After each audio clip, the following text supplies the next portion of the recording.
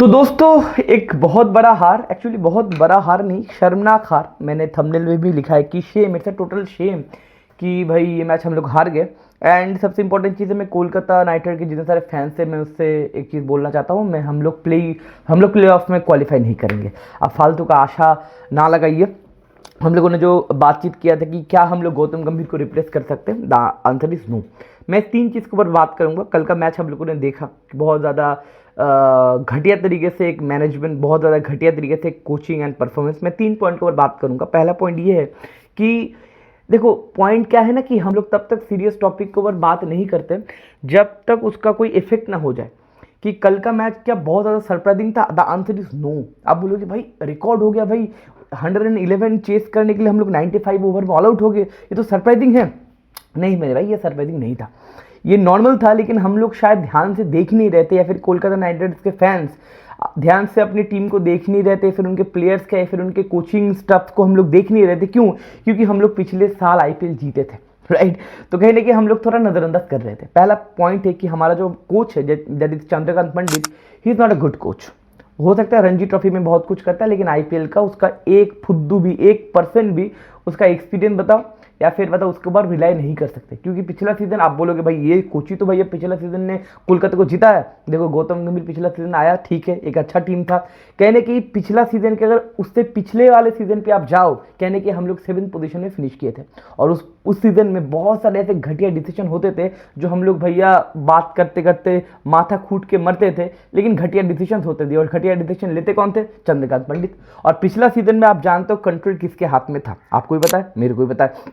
तो कहने की कल का मैच में जो गलत डिसीजन हुए हैं, प्लेयर्स के ऊपर बातचीत किया गया कि भाई तुम कैसे खेलोगे, या फिर क्लैरिटी नहीं था, कुछ प्लानिंग वगैरह नहीं था बैटिंग ऑर्डर का। ये क्या पहली बार है? नहीं मेरे भाई, बहुत बार होता था पहले भी, हम लोग भूल चुके थे या फिर हम लोग भूल गए हैं क्योंकि हम लोग डिफेंडिंग चैंपियन है। तो Chandrakant Pandit is a very bad coach. Kolkata या फिर आईपीएल ऐसा कोई फ्रेंचाइजी जिसके ऊपर आईपीएल जीतने का प्रेशर रहता है, अब मुंबई बताओ, चेन्नई बताओ, या फिर केकेआर बताओ, लोग जानते हैं कि भाई ट्रॉफी जीतने के लिए हकदार है या फिर टॉप 4 में क्वालिफाई करना चाहिए, क्योंकि पैसेदार फ्रेंचाइजी है। कहने की आरसीबी बताओ, आरसीबी के पास आईपीएल नहीं है लेकिन उसके पास भी फैन का एक प्रेशर होता है। तो बड़े फ्रेंचाइजी में अगर आप कोचिंग करना चाहते हो तो आपके पास एक ऑरा, आपके पास एक एक्सपीरियंस चाहिए होता है। चंद्रकांत पंडित के पास औकात नहीं है। He is a very bad coach in IPL respective या फिर आईपीएल के क्वालिटी पे। हम लोग पहले भी एक्सपीरियंस कर चुके, हम लोगों के पास पहले भी एग्जाम्पल था।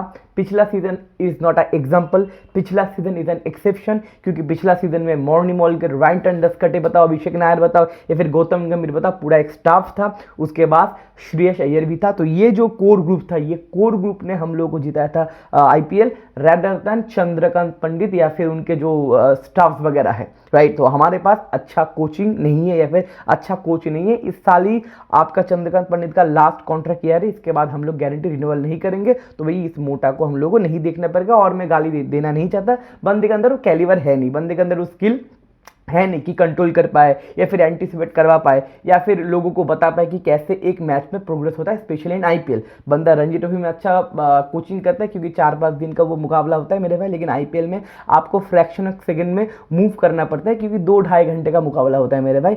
एक बॉल, एक ओवर, एक डिसीजन से आपका बाजी पलट सकता है। और यहाँ पे कहने की हेवी वेट टीम्स खेलते, कंपटीशन एक अलग लेवल का होता है। रणजी ट्रॉफी में भी कंपटीशन होता है, लेकिन यहाँ पे कंपटीशन इंटरनेशनल या फिर एक्सपीरियंस, बहुत सारा चीज होता है मेरे भाई। तो हमारे पास अच्छा कोच नहीं है। अब सेकंड पॉइंट है कि मैनेजमेंट। देखो हम लोगों का मैनेजमेंट बहुत ज्यादा फुद्दू है। ये अगेन हम लोग भूल चुके हैं क्योंकि हम लोग चैंपियन हैं। देखो 2 साल पहले जब श्रेयस अय्यर कैप्टन थे, 1 साल तो श्रेयस अय्यर खेला नहीं था और पिछला साल हम लोग चैंपियन थे। उससे पहले जब श्रेयस अय्यर कैप्टन थे, श्रेयस अय्यर ने एक बात बोला था इंटरव्यू में कि वेंकी माहेश्वर का प्रेशर रहता है कि प्लेइंग 11 में किसको खिलाना पड़ता है या फिर किसको खिलाना नहीं पड़ता। लेकिन मतलब वेंकी माहेश्वर सीधी बात है इंटरफेयर करते हैं। पिछला सीजन नहीं कर पाए क्योंकि गौतम गंभीर था, जूता मार देते मुंह पे, तो अलग बात है, पिछला सीजन एक्सेप्शन है। तो वेंकी माहेश्वर का बहुत हद तक इंटरफेयर रहता है, चूतियापा रहता है। बंदे के पास क्रिकेट का सीवी पता नहीं, लेकिन अपना दादागिरी मारता है, भाई मैं हूँ दादा, मैं हूँ कंट्रोलर। तो जो होता है बिजनेसमैन के पास कि भाई ऑरा या फिर एक ईगो कि भाई मैं हूँ ऊपर, मेरा बात सुनना पड़ेगा, जो गोइंका साहब कर रहे थे अभी लखनऊ में कि मैं हूँ हीरो भैया, वो भैया टीम मीटिंग ले रहे भैया, तुझे भैया क्रिकेट का सी पता नहीं, तू मोटिवेट करेगा ऋषभ पंत को, तू मोटिवेट करेगा निकलस पुरन को, तू मोटिवेट करेगा मिचेल मार्श को, भैया उसका गेम है, उसको खेलने दे मेरे भाई। शाहरुख खान जैसा है, शाहरुख खान ने एक बार बोला था गौतम गंभीर को, भाई क्रिकेट के बारे में मैं तुमको ज्ञान नहीं दूंगा, क्योंकि एक्टिंग के बारे में अगर कोई मेरे को ज्ञान देगा तो मेरे को बहुत गुस्सा आएगा, क्योंकि भाई मेरा फील्ड है एक्टिंग, तो तुम्हारा फील्ड है क्रिकेट, तो तुम्हारे उस क्रिकेट के बारे में मैं ज्ञान नहीं दूंगा, क्योंकि मैंने बल्ला कभी पकड़ा नहीं है। तो ऐसा चीज है कि वेंकी माइसोर बहुत ज्यादा इंटरफेयर करता है, वो समझता है, वेंकी माइसोर समझता है कि भाई उसके पास बहुत ज्यादा क्रिकेट का नॉलेज है, इसलिए कहने कि 24 करोड़ रुपए हम लोग ने दिए वेंकटेश अय्यर को। देखो वेंकटेश अय्यर को इस बार की ऑक्शन में लेना ही सिर्फ एक गलती नहीं है, ध्यान से याद करो भैया, बहुत सारे लोग भूल गए, हमारे पास दो ओपनर्स थे, एक था वेंकटेश अय्यर और दूसरा था शुभमन गिल, और ये दोनों में से हम लोगों ने रिटेंशन किसका किया था, मतलब मेरा माइटी वेंकी माइसोर अपना चतुर बुद्धि और एक्सपीरियंस क्रिकेट नॉलेज लगा के वेंकटेश अय्यर को रिटेन किए थे। शुभमन गिल कहाँ पे है, वेंकटेश अय्यर कहाँ पे है, आपको पता है। तो कहने की वेंकी माइसोर के बाद क्रिकेट का सी भी नहीं है, लेकिन अपने ईगो के लिए वो बहुत ज़्यादा इंटरफेयर करता है। और कहने की इस बार के मेगा ऑक्शन में जब गौतम गंभीर नहीं रहे, गौतम गंभीर मतलब मर नहीं गए, गौतम गंभीर हमारे साथ नहीं रहे, तो कहने की वेंकी माइसोर उस ऑक्शन में डोमिनेट कर रहा था, मतलब उसके पास प्लानिंग था कि मैं जैसा टीम बनाऊंगा ऐसा टीम बनाऊंगा, या फिर चंद्रकांत पंडित तो भोदू है ही। बंदा 24 करोड़ खर्चा किया वेंकटेश अय्यर को कैप्टन बनाने के लिए। जी हाँ मेरे भाई, वेंकटेश अय्यर हमारा कैप्टन होता है। एक बार सोच के देखो, अजिंक्य रहाणे की जगह पे आप वेंकटेश अय्यर को जस्ट इमेजिन करके देखो। हम लोग अभी 10th पोजीशन में रहते, शायद एक भी मैच हम लोग जीतते नहीं है। जिसका पैर नहीं हिलता, जिसके पास उस लेवल का कॉन्फिडेंस नहीं है, जिसके पास उस लेवल का रन नहीं है, मोमेंटम नहीं है, उसको ये मैनेजमेंट चाहते थे कैप्टन बने। कैप्टन, लोगों के पास ऋषभ पंत है, लोगों के पास श्रेयस अय्यर है, लोगों के पास अक्षर पटेल, केएल राहुल, हार्दिक पांड्या, रोहित शर्मा, हमारे पास कैप्टन होता वेंकटेश अय्यर। सारे कैप्टन, जितने सारे कैप्टन से अदर्स टीम के, सारे इंडियन टीम के सुपरस्टार है, या फिर पैट कमिंस तो अलग लेवल का सुपरस्टार है, और हमारे पास होता वेंकटेश अय्यर। वेंकटेश अय्यर बॉल रोटेशन करता, मतलब बॉलर रोटेशन करता, वेंकटेश अय्यर आपका फील्डिंग सेट करता। भाई साहब 1.5 करोड़ रुपए बाई चांस लिए अजिंक्य रहाणे को खरीद लिए, इसलिए अजिंक्य रहाणे लीड कर रहा है। अजिंक्य रहाणे वेंकटेश अय्यर से पता नहीं 10 गुना ज्यादा रन भी करके बैठा हुआ है बंदा, 20-25 रन तो करता ही है, और 50 भी तो ठोक चुका है।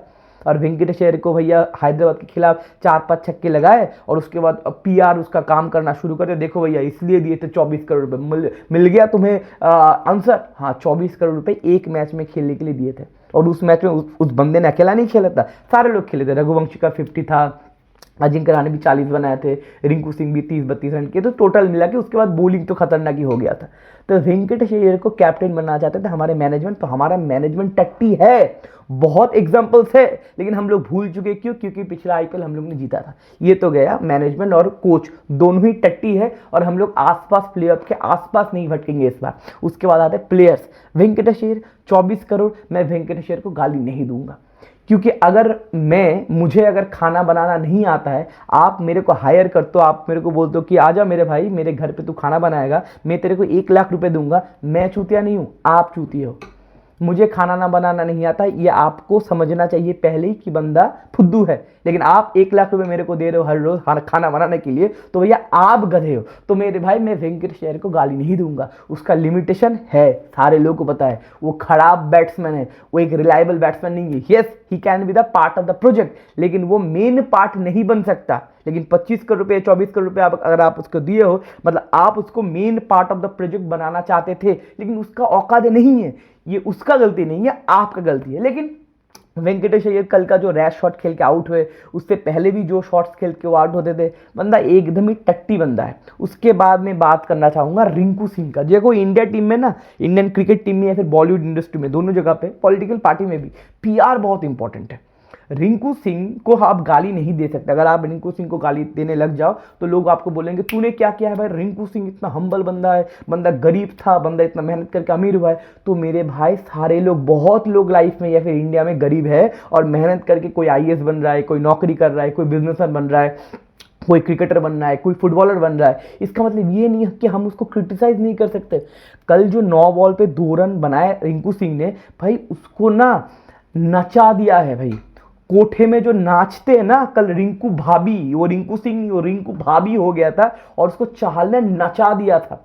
6 बॉल पे बंदा 0 पे खेल रहा था, 7 बॉल में पहला रन लिया और 9 बॉल पे 2 रन करके बंदे को जो आउट, जो नंगा किया है, बेइज्जत किया है, बलात्कार किया रिंकू सिंह का। माँ कसम मेरे भाई, रिंकू सिंह, ये अगर बंदा बोलता है कि भाई मेरे को इंडिया टीम खेलना है, तो रिंकू भैया तुम्हारे मुंह पे थू है।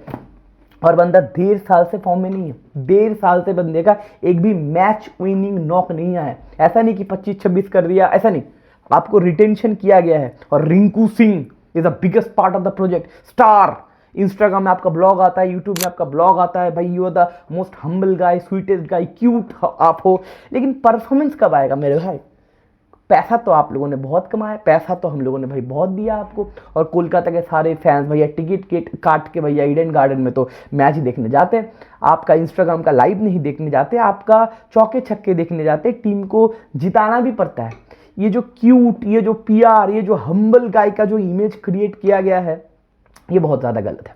तो इसके ऊपर मतलब बात होना चाहिए और रिंकू सिंह को वो गाली भी मिलना चाहिए जितना प्यार मिला था जब बंदा काम कर रहा था। अच्छा, अभी बंदा आउट ऑफ फॉर्म है, उसको उस लेवल का पनिशमेंट या फिर पुश मिलना चाहिए। फैन से बताओ या फिर कोचिंग से बताओ, लेकिन कोचिंग तो भैया हमारा टट्टी है। तो ये हमारा बैटिंग लाइनअप, रमनदीप सिंह कल आया, पहले फुल टॉस बॉल पे स्वीप करने गया, क्यों करने गया पता नहीं, कैच आउट हो गया।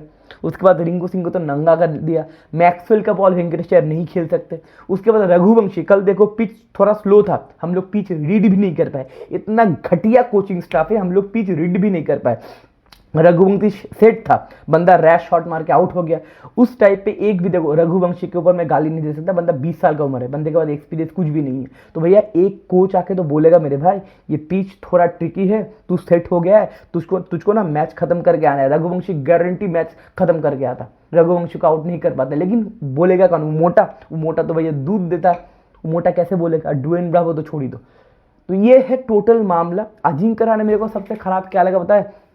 Ajinkya Rahane after the match वो बोले कि इसका रिस्पॉन्सिबिलिटी मैं लेता हूं, मेरे को ज़्यादा देर बैट करना चाहिए था। अजिंक्य रहाणे को ज़्यादा देर बैट करना चाहिए था। अजिंक्य रहाणे बोल रहा है इसका रिस्पॉन्सिबिलिटी मैं लेता हूँ। 1.5 करोड़ रुपए से हम लोगों ने खरीदा अजिंक्य रहाणे को, उसका रिस्पॉन्सिबिलिटी ये ले रहा है। और 23 करोड़ का वेंकटेश अय्यर, 14 या फिर 12 पता नहीं कितने करोड़ का हम्बल रिंकू सिंह, ये सारे मजे मार रहे हैं। ये सारे हमारे जो इंडियन फैंस के आइडल है, ये सारे लोग मजे मार रहे हैं। और अजिंक्य रहाणे जो 1.5 करोड़ रुपए जिसको मिला है, जो बंदा ऑलरेडी 250 मार चुका है, जो बंदा कल के मैच में नॉट आउट था, आउट नहीं था बंदा, रिव्यू लेता तो बच जाता, वो बंदा बोल रहा है कि मेरा रिस्पॉन्सिबिलिटी है।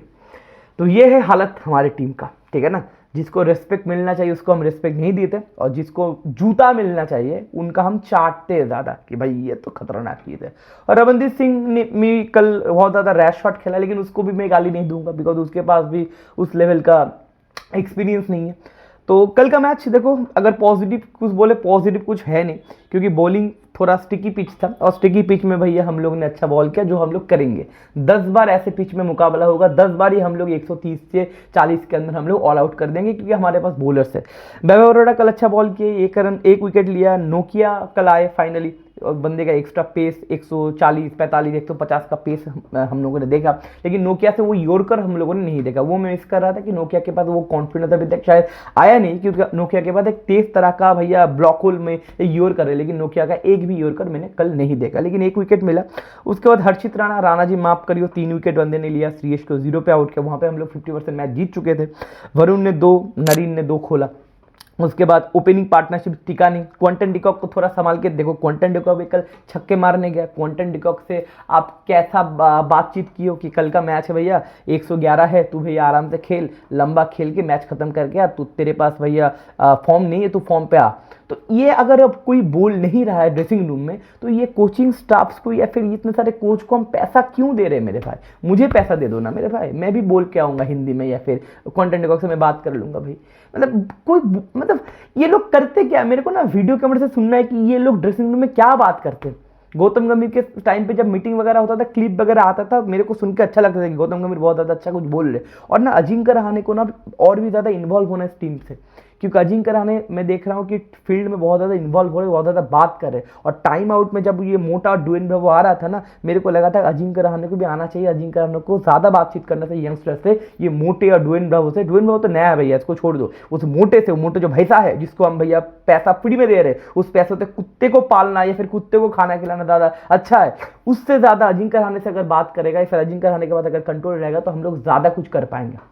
तो क्वांटन डिकॉक भी कल फॉर्म में नहीं रहे। अजिंक्य रहाणे खेला 17 रन, रघुवंशी ने 36 रन किया। उसके बाद भैया चाहल ने भैया जब बॉल करने आया तो बंदे ने 4 विकेट निकाल दिया। देखो रसल ने चौके छक्के मारे एक ओवर में, मतलब चाहल ने भैया रिंकू सिंह को भैया कोठे में जो नचाया है, रिंकू सिंह को। मैक्सवेल तो भाई मैक्सवेल का बॉल खेल नहीं पाते, हमारे सबसे कॉस्टलीस्ट खिलाड़ी। रमनदीप सिंह पहले बॉल पे ही सेक्सी करने गए, उसके बाद आउट है। उसके बाद हम लोगों ने खुद चौके छक्के आंदे रसल ने मारा, रसल ने 17 वगैरह रन किया, 2 छक्के 1 चौके मारे। उसके बाद रसल भी आउट हो गए। 95 रन पे हम लोग ऑल आउट हो गए 15 ओवर में। ये सेम चीज़ हम लोगों ने मुंबई के मैच में बोला था, विदाउट एनी प्लानिंग हम लोग कैसा खेले। तो भाई हम लोग मैच जीतेंगे, हम लोग अगला मैच जीत सकते हैं, लेकिन रेगुलर तरीके से हम लोग मैच नहीं जीत सकते। हम लोग प्लेऑफ के लिए क्वालिफाई नहीं करेंगे, ना हमारे पास अच्छा मैनेजमेंट है, ना हमारे पास अच्छा कोचिंग स्टाफ है, ना हमारे पास रिस्पॉन्सिबल खिलाड़ी है। कुछ रिस्पॉन्सिबल खिलाड़ी है, वरुण चक्रवर्ती है, ज़्यादा उछलते नहीं है, चुपचाप बॉल करके विकेट लेके चले जाते हैं। नरीन है, रसल थोड़ा बहुत कंट्रीब्यूट कर रहा है, अभी बॉलिंग नहीं कर रहा है रसल, नहीं तो रसल बॉलिंग से भी कंट्रीब्यूट करता है। फॉर्म में नहीं इधर उधर, लेकिन सीरियसनेस बंदे के पास है, बंदा कंट्रीब्यूट कर सकता है। लेकिन बाकी रमनदीप बताओ, रिंकू बताओ, वेंकटेश अय्यर बताओ, ये तो एकदम लूले हो चुके हैं। और बाकी देखते क्या होगा। अगला मैच गुजरात के साथ है मंडे को, एंड अभी मैं कोलकाता का मैच विदाउट एक्सपेक्टेशन देखने को बैठूंगा मेरे भाई। 7 मैच में सिर्फ 3 मैच जीते, 4 मैच हारे। अभी हम लोग कितना पोजीशन में, 6th पोजीशन में, और भी हम लोग पीछे हो जाएंगे। मुंबई वगैरह मैच जीतेगा तो और भी हम लोग पीछे हो जाएंगे। तो भैया as a KKR fan I am declaring that हमारे पास कोई और मौका है नहीं भाई। हम लोग बहुत ज़्यादा टट्टी है इस सीज़न में, हम लोग को बहुत ज़्यादा सर्वाइव करना पड़ेगा। और अगला सीजन, अगला न्यू कोच लेके हम लोगों को रिवाइव करना पड़ेगा इस कोचिंग स्टाफ से। तो हम लोग मेरे भाई प्लेऑफ नहीं क्वालिफाई कर सकते। तो आपको क्या मानना है आप कमेंट सेक्शन में ज़रूर लिखिएगा। एंड मिलते हैं अगले वीडियो में। Take care, bye bye. Code बोलो वो जीतो।